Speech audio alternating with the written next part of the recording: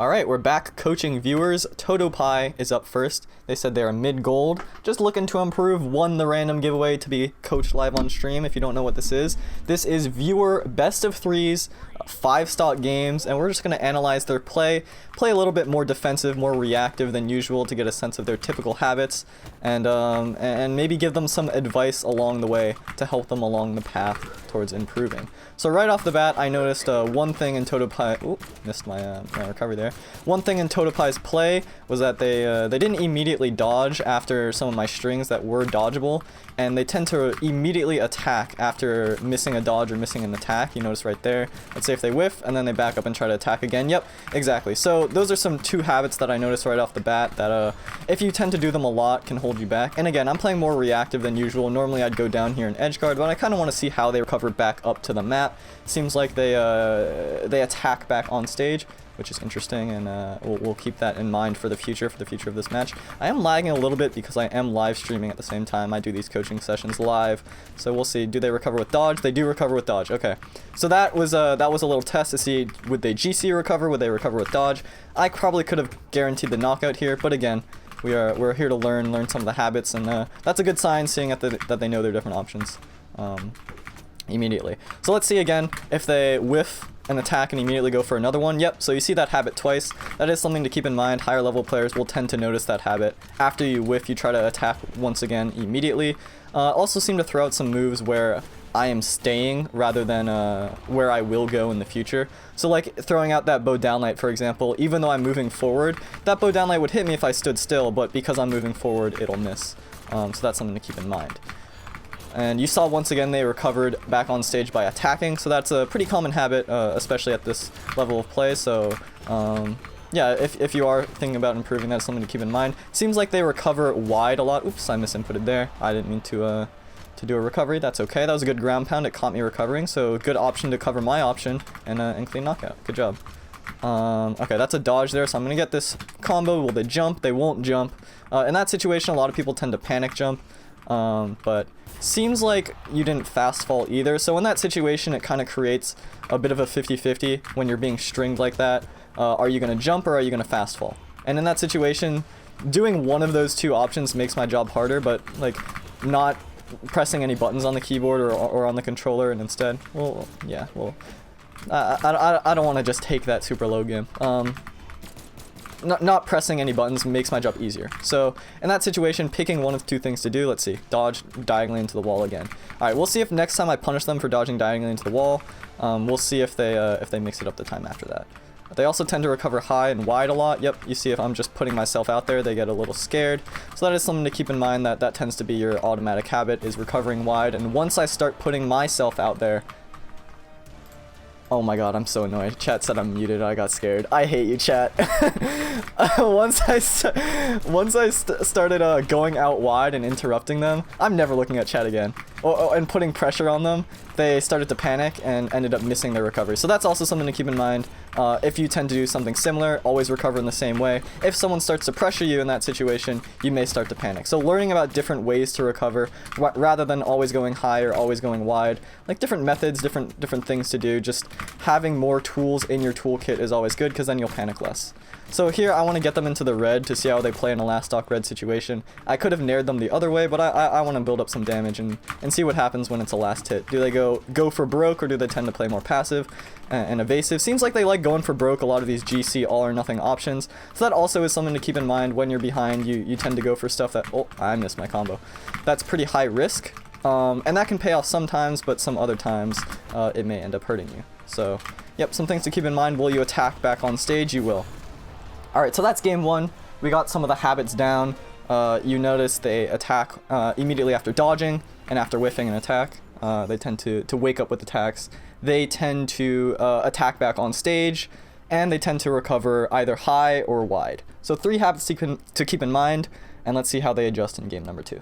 Okay, game number 2, another flat map here. We are doing random maps, so it's not like we're choosing here. Just makes the process quicker and cleaner.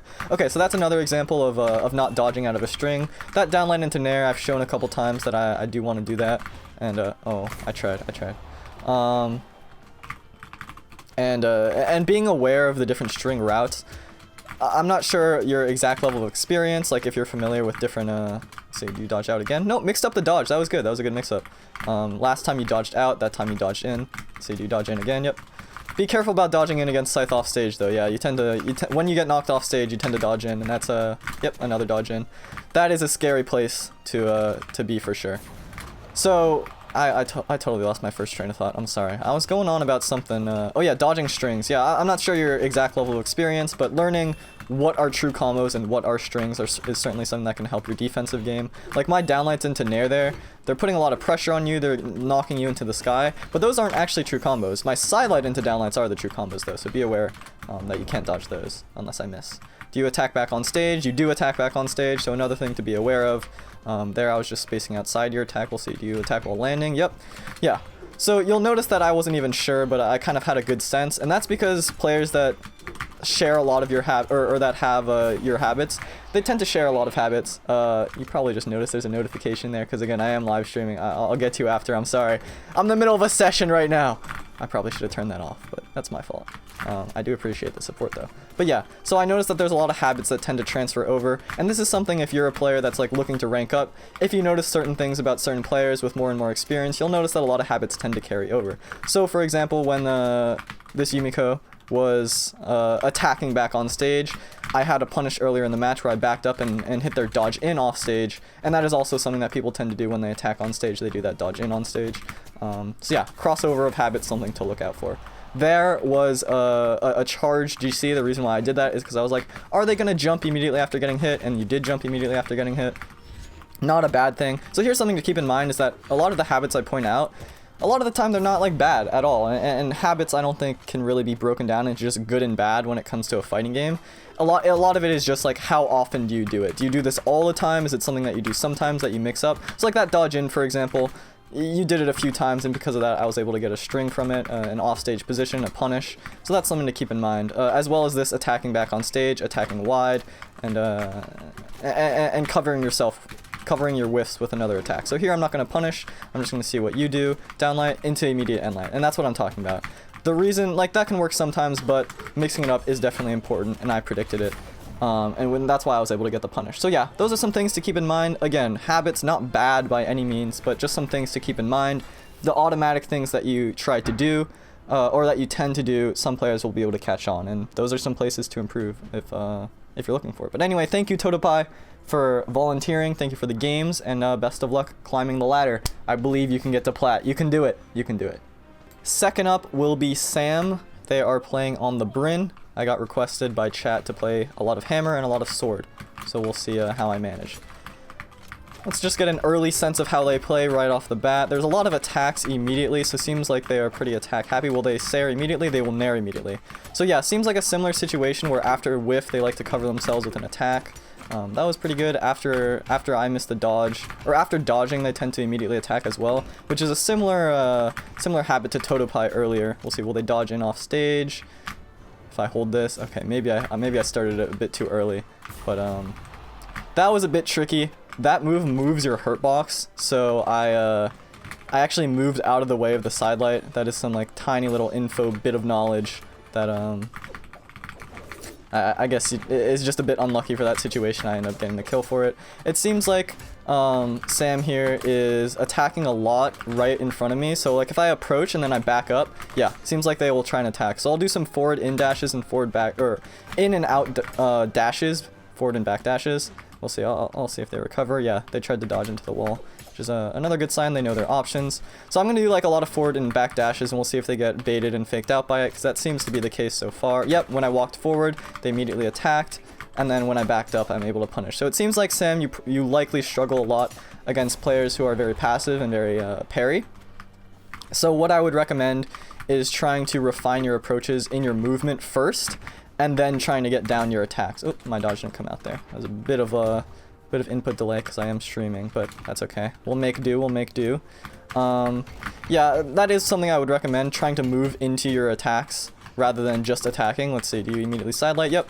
And then cover yourself with a Nair. So two of the habits that I noticed within the first few seconds of the match, or first handful of seconds, tend to be ringing true here immediately. Will you attack back on stage? You will. I misspaced that a little bit, that's on me.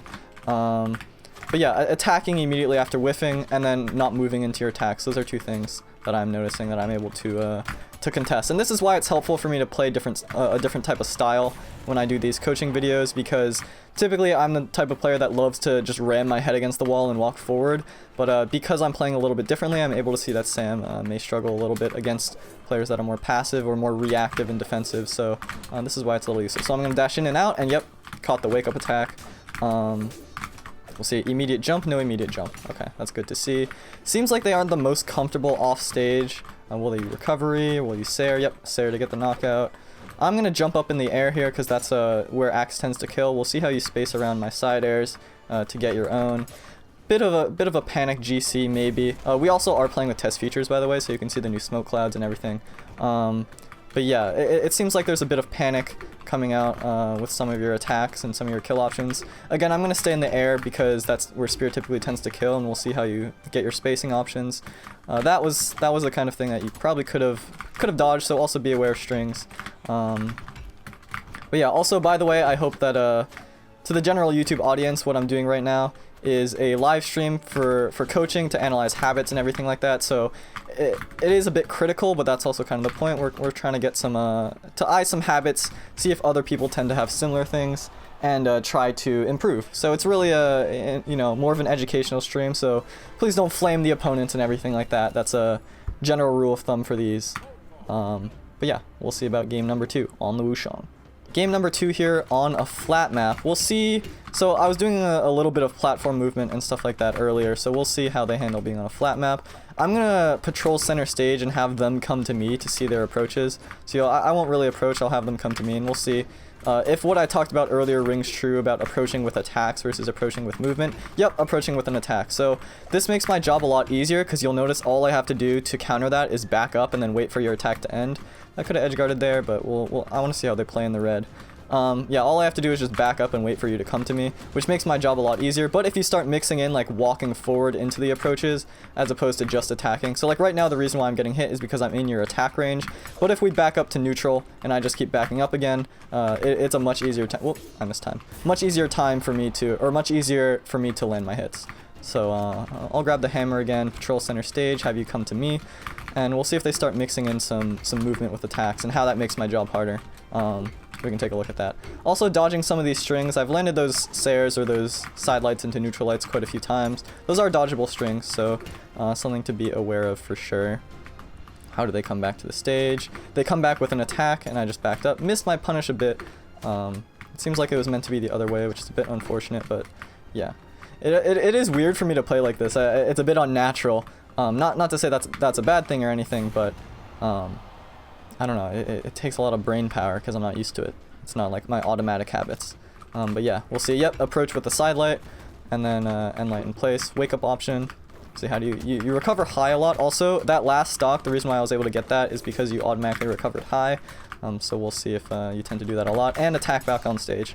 Yeah, a few of the habits you can notice. I feel like this is why this is kind of a cool thing to do, is because a lot of the habits tend to transfer over. So a lot of what I said to Totopi, I feel like could be applied to you as well, Sam. For some of the options you pick and some of your immediate wake up habits. Landing right there. I kind of was sharking a bit. Sword is super good at catching landings, so you know, not really much to do sometimes in those situations. But yeah, for example, like that recovery that I got that was dodgeable, you tend to want to wake up attack a lot out of my strings, and that ends up netting me a lot of damage, as opposed to just completely escaping the situation, resetting back to neutral, and then working from there. So I'm gonna back up once again and do a downlight Sair, and that gets the kill. So in that situation, like, I kind of knew you were gonna Sair towards me because you've been doing it in this match a lot. So I basically just backed up, waited for it to come out, and I was able to get the punish because of it. Now, instead, if you landed on the ground and then walked forward and sidelighted me, that probably would have worked because I wasn't expecting it and it was a different option. So again, it's all about like adding more tools to your toolkit. Here, I'm just gonna back up once again, and we'll see. Yeah.